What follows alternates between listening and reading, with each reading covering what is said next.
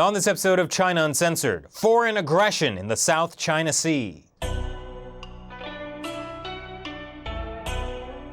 Hi, welcome to China Uncensored. I'm your host, Chris Chappell. The South China Sea, a vast body of water rich in natural resources.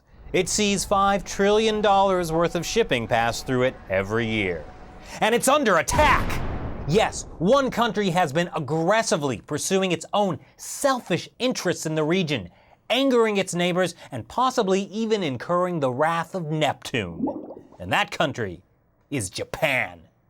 What? You expected me to say China? I mean, sure, Chinese ships took over the Jackson Atoll in the South China Sea, but it's the South China Sea. It clearly belongs to China, just like my mother's pantry cabinet, filled with China's sovereign territory. The latest news is that, according to Reuters, a Japanese submarine and 2 warships will sail to the Philippines and then on to Vietnam. Understandably, China is upset. It's outrageous. Remember the last time Japanese warships sailed through that area, the disputed Spratly Islands? Well, Chinese Foreign Ministry spokesman Hong Lei sure does. Japan occupied China's Spratly Islands during World War II, so we are on high alert for Japan's moves in the South China Sea. Yes, World War II! Ah, do you remember the aggressive territorial expansion of the Japanese Empire?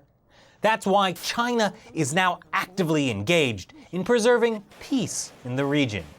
Okay, well, ignore that time. This Chinese ship accidentally rammed a Vietnamese fishing boat in disputed waters back in 2014. And these artificial islands they're building and filling with military-grade runways, missile launchers, and radar. China is clearly militarized in the South China Sea, and you'd have to believe in a flat Earth to think otherwise. Hey, some people do believe in a flat Earth. And while we're at it, let's pretend those Chinese airplanes in the night sky are just shooting stars. Can we pretend that airplanes in the night sky like shooting stars? Anyway, maybe China's alleged military actions are really just simple misunderstandings. Like what happened earlier this month when some Filipino fishermen mistakenly thought Chinese naval vessels had seized the disputed Jackson Atoll in the Spratly Islands and chased them off with guns.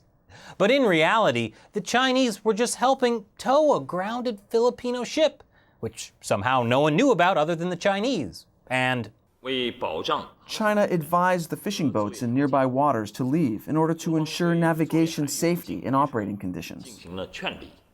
See, China is just looking out for everyone's safety. Oh, well, that was back in 2011. Ignore that. Anyway, China's more recent appearance at the Jackson Atoll is understandable, considering the provocation by the Philippines. You see, the Philippines is seeking international arbitration over territorial disputes in the South China Sea, arbitration that China has flatly rejected. Obviously. I mean, it all belongs to China anyway. Look at all those Navy ships they have there. Why involve the international community?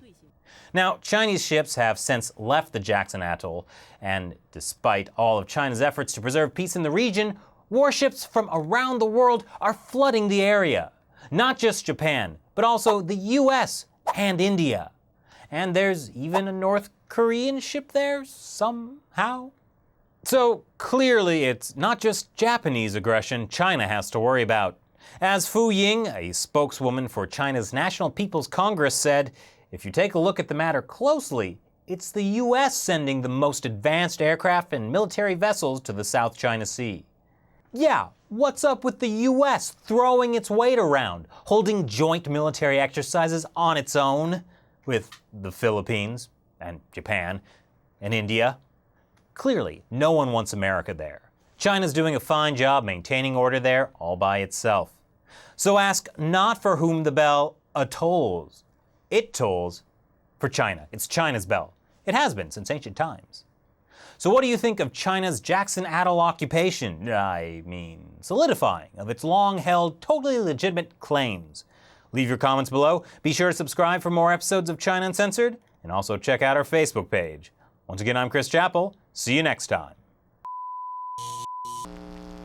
Now, speaking of artistic performances that make people think, Shenyun. It's a classical Chinese dance show run by a non-profit Chinese-American company. Apparently, the Chinese Communist Party considers Shenyun a major threat, including in South Korea. China has just bought a chunk of the Amazon rainforest in Ecuador, the size of nearly 2 New York cities.